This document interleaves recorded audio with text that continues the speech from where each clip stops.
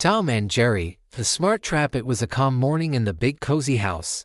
Sunlight slipped through the curtains, landing softly on Tom, who was snoring lazily on the couch.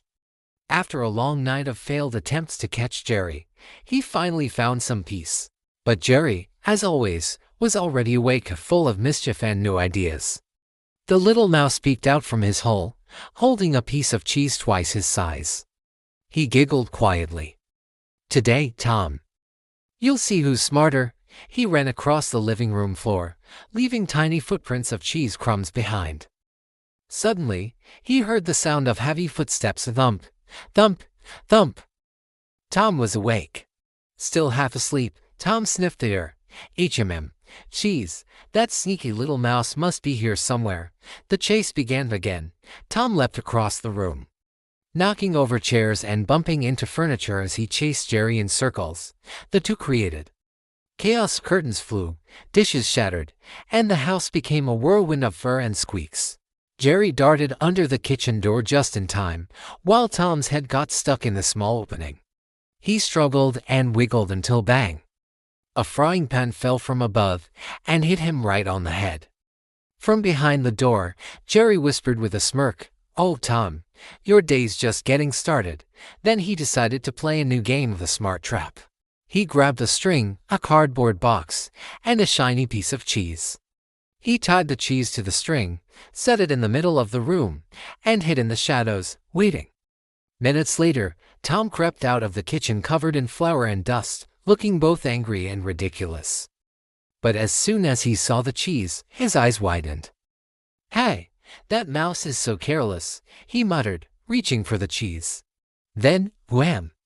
The box dropped over him, trapping him completely.